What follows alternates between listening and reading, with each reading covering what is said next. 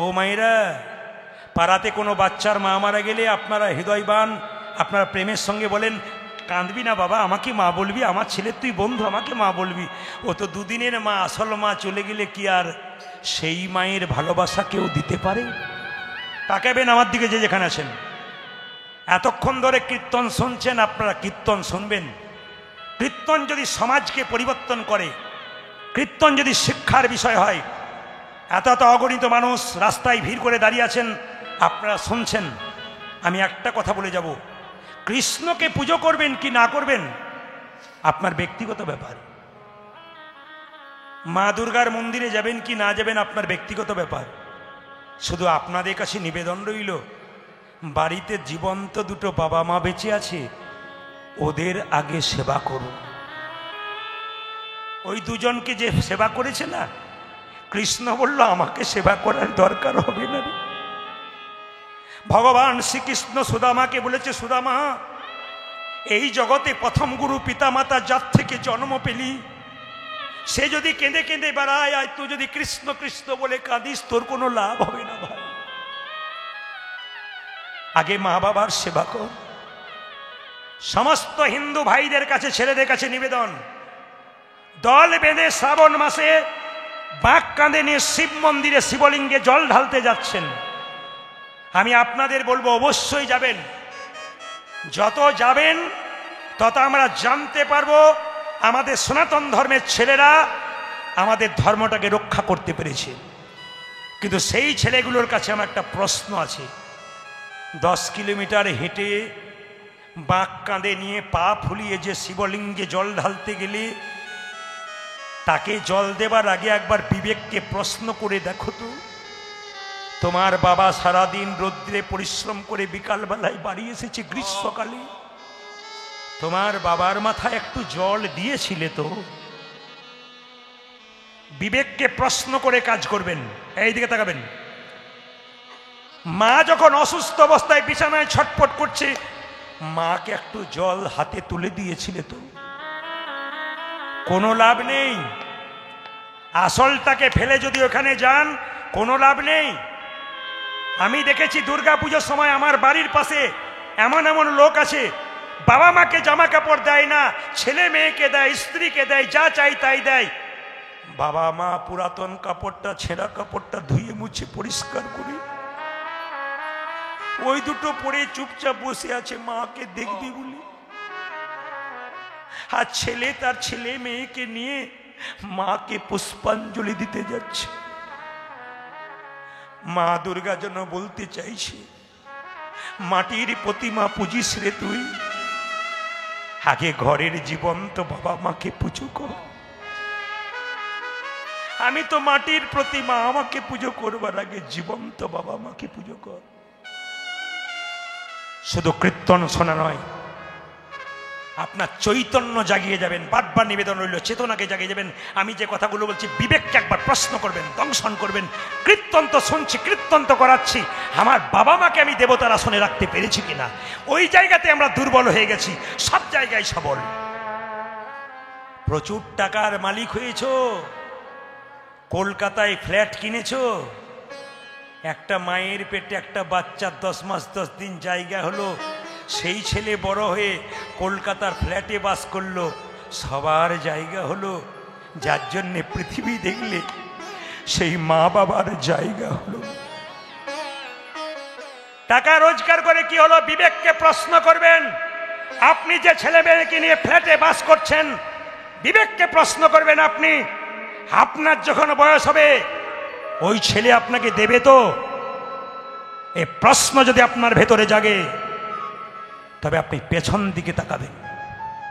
আর যদি প্রশ্ন ভেতরে না জাগে, শেষ বয়সে যখন আপনাকে ছেলে টানতে টানতে হিঁচড়ে ঘর থেকে বের করবে, তখন নিজেকে আফসোস করবেন না, ছেলেকে দোষ দেবেন না।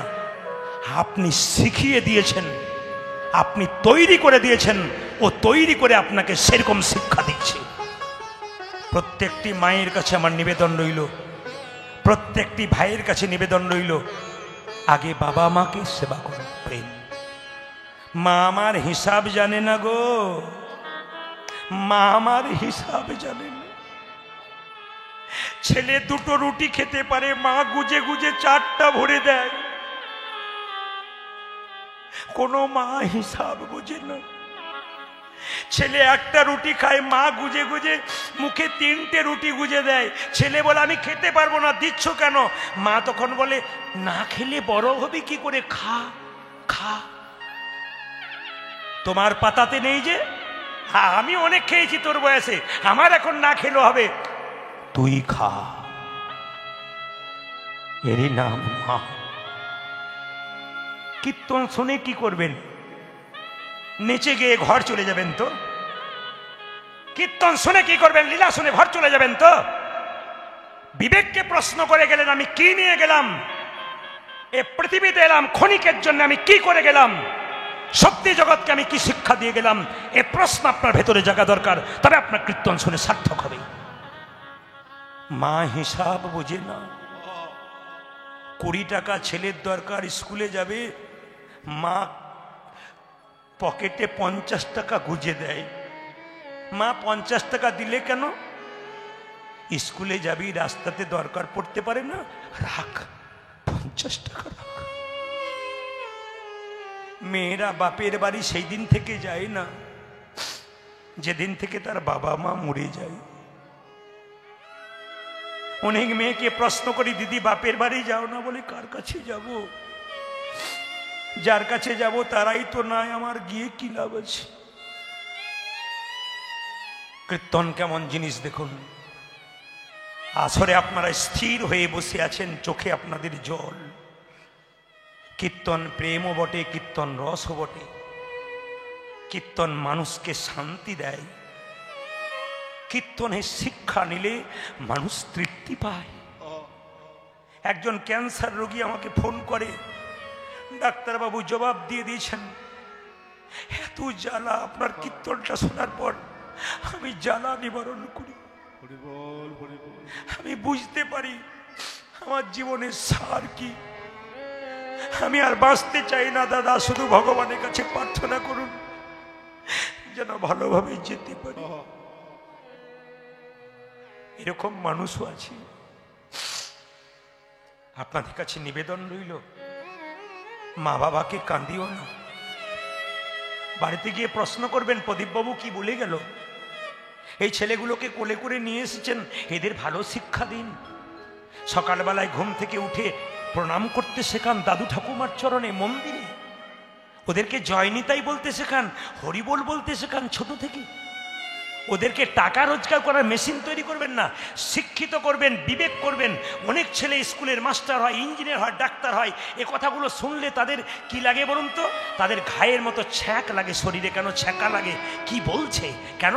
মানুষ হতে পারে নাই তো, শিক্ষা লাভ করেছে। তাই শুধু কীর্তন শুনলে হবে না, সন্তানকে বিবেকবান তৈরি করতে হবে। আমি বেশি কথাই যাব না, জেনে নিন যত মহাপুরুষ পৃথিবীতে বড় হয়েছে সবাই মা বাবাকে হৃদয় মাঝে রেখে বড় হয়েছে। প্রমাণ দেখুন, ঠাকুর প্রেমময় অনুকূল চন্দ্র কারো কাছে দীক্ষা নেয় নাই, নিজের মায়ের কাছে নিয়েছিল। বাবা অসুস্থ, মুড়ি বিক্রি করতে যেত 2.5 কিলোমিটার দূরে। বাবাকে সুস্থ করে কলকাতায় মেডিকেল কলেজে ডাক্তারি পড়েছে, পাস করে সে বুঝেছে মানুষের দেহের চিকিৎসার আগে মনের চিকিৎসার দরকার। তাই তো তিনি সৎসঙ্গ করেছেন বাবা মায়ের আশীর্বাদ। এটার নাম সৎসঙ্গ। প্রত্যেকটি হিন্দু ভাইয়ের কাছে আমার প্রদীপ পালের নিবেদন রইল, এই সৎসঙ্গে আসুন। এই সৎসঙ্গগুলো নষ্ট করে দেবেন না, এই সৎসঙ্গগুলোতে বিভেদ করবেন না, বিবাদ করবেন না।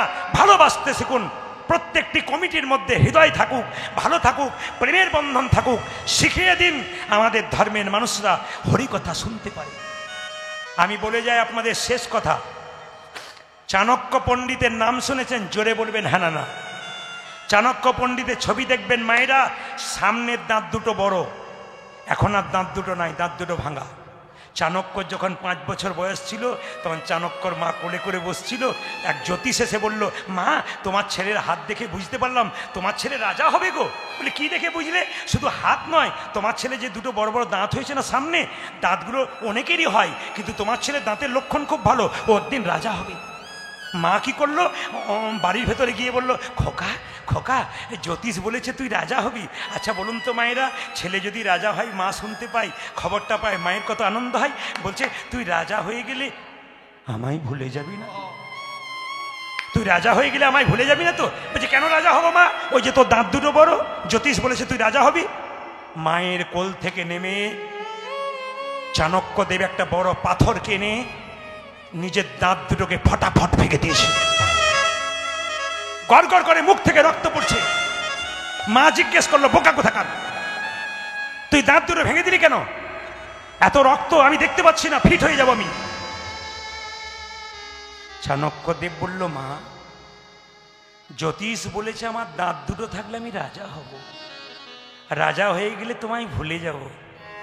আমার দাঁত দুটো ভেঙে দিলাম, আমি রাজা হব না, আর তোমায় কোনোদিন ভুলেও যাব। বড় বড় মহাজনরা কি সুন্দর শিক্ষা দিয়ে গেছে। বিল্লমঙ্গলের মা মারা গেল, যখন বিল্লমঙ্গলের মাকে শ্মশান ঘাটে নিয়ে যাচ্ছে, বিল্লমঙ্গল কেঁদে কেঁদে বলছে, মা পৃথিবীতে তোমার চাইতে আপন আর কে আছে? তুমি যে মা সবে থেকে আপন, মা তুমি যে মা সবে থেকে আপন, তুমি যে মা সবে থেকে আপন, মা তুমি যে মা সবে থেকে আপন, মা তুমি যে মা সবে থেকে আপন। তুমি আকাশ তুমি বাতাস, তুমি তুমি বাতাস, তুমি আকাশ তুমি বাতাস, তুমি আকাশ তুমি বাতাস, তুমি যে ভুবন, তুমি যে মা সব থেকে আপন। তাই গৌর হরি বল, তুমি যে মা সব থেকে আপন, তুমি যে মা সব থেকে আপন। আমাকে জন্ম দিলে মা কত না ব্যথা, 10 মাস 10 দিন গর্ভেতে লুকাই, আমাকে জন্ম দিলে কত না ব্যথা, 10 মাস 10 দিন গর্ভেতে লুকাই, আমাকে জন্ম দিলে কত না ব্যথা, 10 মাস 10 দিন গর্ভেতে লুকাই, আমাকে জন্ম দিলে কত না ব্যথা, 10 মাস 10 দিন গর্ভেতে লুকাই, তোমারই কোলে শুয়ে কত না আদর খেয়ে, তোমারই কোলে শুয়ে কত না আদর খেয়ে, তোমারই কোলে শুয়ে কত না আদর খেয়ে, তোমারই কোলে শুয়ে কত না আদর খেয়ে, করলে মাগো আমারে যতন, মা তুমি যে মা উলধ্বনি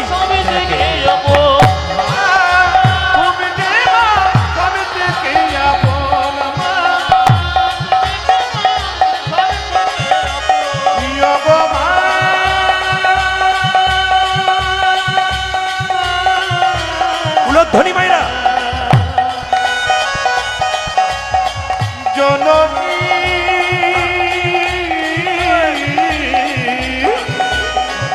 আমার মা,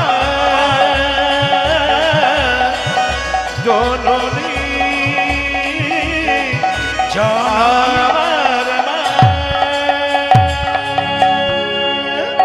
বলুন আপনারা, বিল্লমঙ্গলের মা মারা গেল, তখন বিল্লমঙ্গলের কত বছর বয়স? জোরে বলুন, জোরে বলুন।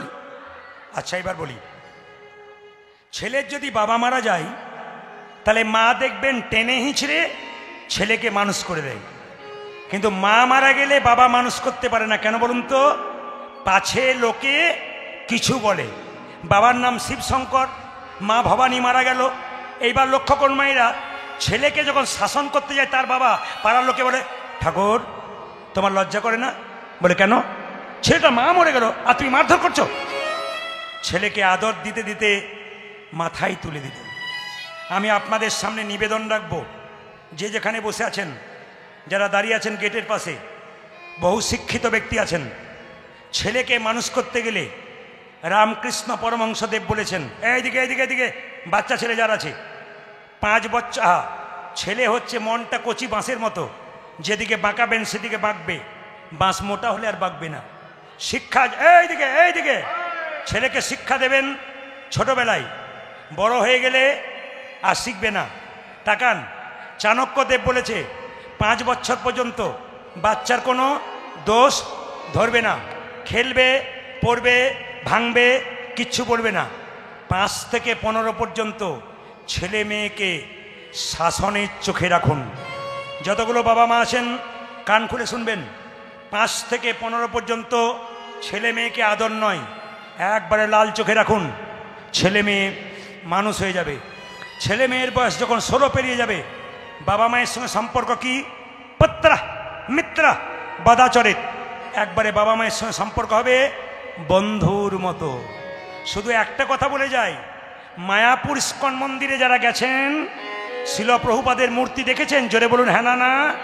এই শিল প্রভুপাদ কলকাতার ছেলে ছিল, যখন ছোট ছিল এইটুকু বাচ্চা, তার বাবা চাকরি করতো অফিসে, সকাল 10টা পর্যন্ত দরজায় বসে থাকতো, তারপর অফিস যেত। কোনো বৈষ্ণব দেখলেই বলতো, এইদিকে আসুন, একবার এদিকে আসুন, কি হলো বলবেন তো? আরে আসুন না, কি হয়েছে বলবেন তো? আরে আসুন না, কি হয়েছে? আমার ছেলের মাথায় একবার হাত দিয়ে বলে দিন বাবা, যেন ছেলে আমার রাধারানীর কৃপা পায়। এইদিকে, এই জন্যে শিল প্রভুপাদ সবচাইতে পৃথিবীর বিখ্যাত ব্যক্তির মধ্যে হয়েছিলেন একজন। গোটা পৃথিবীতে তিনি আমেরিকাতে পর্যন্ত নাম দিয়েছিলেন শিল প্রভুপাদ। কেন বলুন তো? বাবার জন্যে। ও মেয়েরা, বাচ্চাদের রাস্তা দিয়ে নিয়ে যাবেন, বৈষ্ণব দেখলেই বলবেন প্রণাম কর, প্রণাম কর বাবা, আমার ছেলে মাথায় একটা আশীর্বাদ করে দাও। ব্রাহ্মণ দেখলে বলবেন বাবা, বাবা প্রণাম কর, প্রণাম কর। ঠাকুর মশাই, আমার ছেলের মাথায় একটু হাত দিয়ে দিন। যত আশীর্বাদ দেওয়াবেন আপনার ছেলেকে, তত দেখবেন ছেলে আরো উন্নতির পথে যাবে। বড়দের আশীর্বাদ ছোটদের নিতে হয়। তবে একটা কথা বলে যাব, ছেলের হাতে কিছু বুঝলেন না, বুঝলেন না, মোবাইল ফোন। এখন কিন্তু মোবাইল ফোনটা বাচ্চাদের কি হয়েছে, শিক্ষিত ব্যক্তিরা শুনুন, ডিজিটাল ডায়েট। এইদিকে একজন মা বলছে, আমার ছেলে না কার্টুন না দেখলে খাই না, একদিকে কার্টুন একদিকে খাই। আমরা মা কিছু মনে করো না, তোমার ছেলে কার্টুন দেখে আর খাই। এবার আপনার বিচার করুন, আপনার অনেক মায়েদের স্বভাব আছে কি বলুন তো, বাড়ির কাজগুলো গুছিয়ে নিতে হবে, ছেলে খুব কান্নাকাটি করে, মোবাইলটা দিয়ে দিলাম, কার্টুন দেখলো আর আমি ঘরে কাজ করলাম। কার্টুন তৈরি করছেন বাচ্চাকে, বাচ্চা কার্টুন দেখছে, খাবার খাচ্ছে। জোরে বলুন, বাচ্চা খাবার খাচ্ছে, কার্টুন দেখছে। বাচ্চা খাবারটা গেলে না খায়? জোরে বলুন, গেলে না খায়? জোরে বলুন, গেলে না খায়? আচ্ছা, গিললে হজম হয় না খেলে হজম হয়? যদি চিবিয়ে চিবিয়ে খায় হজম হয়, আর যদি গিলে স্টোমাকে গিয়ে হজম হয় না, অম্বল হয়, অ্যাসিডিটি হয়, ছেলে বিরক্ত হয়ে যায়। এখনকার বাচ্চারা যত মোবাইল নিয়ে নাড়াচাড়া করছে, যদি বাড়িতে মামা এসছে, খোকা তোর মামা এলো, প্রণাম কর, চুপ করো, এখন যাবো না, একটু পর যাবো। কেন? বিরক্তি ভাব। এই মোবাইলটা শুধুমাত্র ওদের জন্য নয়, আমাদের জন্যে। মেডিকেল সায়েন্স বলল আমাদের জন্য মোবাইলটা একটা রোগ হয়ে গেছে, কি? ফোমো রোগ। FOMO, FOMO। একটা প্রমাণ দেখুন, মোবাইলটা 2 মিনিট হাতের বাইরে। আপনাদের হয় না? কীর্তন শোনা বন্ধ হয়ে যাবে যদি মোবাইল কেউ না পাই। ছেলে হারিয়ে গেছে, মায়ের মনে নাই, মোবাইল হারিয়ে গেছে মনে আছে, এরকম হয়। তাহলে বলুন তো, এটার নাম ফোমো রোগ। মানে মোবাইলটা হারিয়ে গেলে 1 মিনিট থাকতে পারে না। সে আপনাদের কাছে নিবেদন রইল, আপনার বাচ্চার হাতে কিন্তু মোবাইল দেবেন না। বিল্লমঙ্গল যখন 20 বছর বয়স হলো, কতগুলো অসৎ ছেলের সঙ্গে মেলামেশা করে কৃষ্ণবেন্না নদীর ওই পারে গেল। চিন্তামণির বয়স তখন 16, বিল্লমঙ্গলের 20। যখনই চিন্তাকে দেখলো বিল্লমঙ্গল, দুজনেই দেখতে সুন্দর, বিল্লমঙ্গল দেখার সঙ্গে চোখাচোখি হতে হতে দুজনের প্রেম হয়ে গেল। নদী পারে একই পতিতা, নাম চিন্তামণি। হরিব আজ নদীর পারে একই পতিতা, নাম চিন্তামণি। নদী পারে একই পতিতা,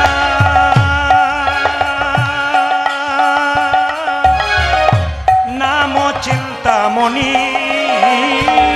আজ নদী পারে এক পতিতা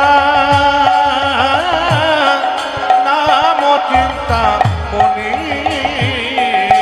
তাহাতে আসক্ত ব্রাহ্মণ দিবস রজনী অজিত হতে আগে সত ব্রহ্মণ দেব সরজনে তাহাতে আসক্ত ব্রাহ্মণ দিবস রজনী ও যজ তাহাতে এক শব্দ ব্রহ্ম দিবস রজনে চিন্তামণি চিন্তামণি প্রাণীর চিন্তামণি গো আমার চিন্তা মনে প্রাণে চিন্তা মনে